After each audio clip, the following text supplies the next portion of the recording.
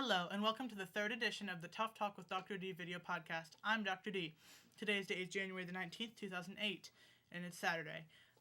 Today is kind of a special day because we received two questions to be answered on the air, and I actually consulted Dr. J with J's Advice and Opinions.blogspot.com, that's kind of our brother website, and so he helped me answer these. So this is what we decided kind of together. So here's the first question.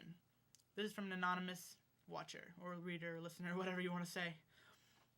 They start off, John Mark is awesome, which I think they're referring to the last podcast edition. Okay, here's the question.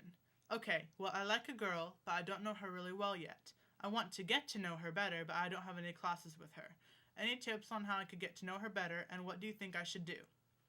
Well, what me and Doc J decided is that you should definitely get to know her first as a friend before trying to go hit on her or something, because that never works. The love at first sight thing isn't work, so relationships can only come out of, a friendship first, because love at first sight usually doesn't happen, very rarely. And Doc J said that you just should get to know her, because hang around her, try to get to know her better, because if you get to know her better, then it won't, it'll just be better for everyone. So that's pretty much it for that. Our second question is also from an anonymous reader, and here's how it starts.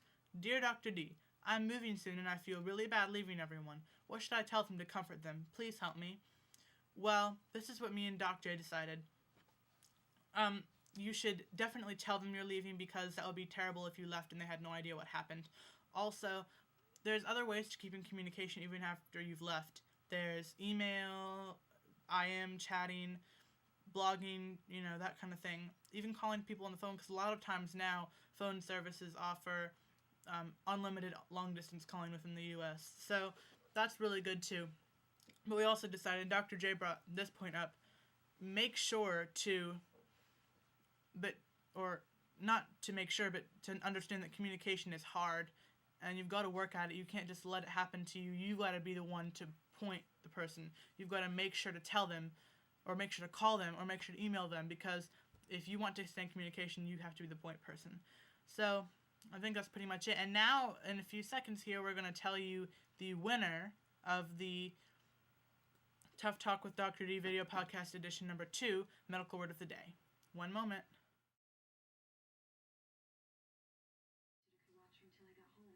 Well, you're going to have to wait 1 second before you hear the winner, because we have the new medical word for next week, and that medical word is progeria. So you can email that, the word is on the screen, and you can email the definition, or basically what it is, to jacob.doral@gmail.com, and that should be on the screen as well. All right, now we're ready to tell you the winner now. 1 second.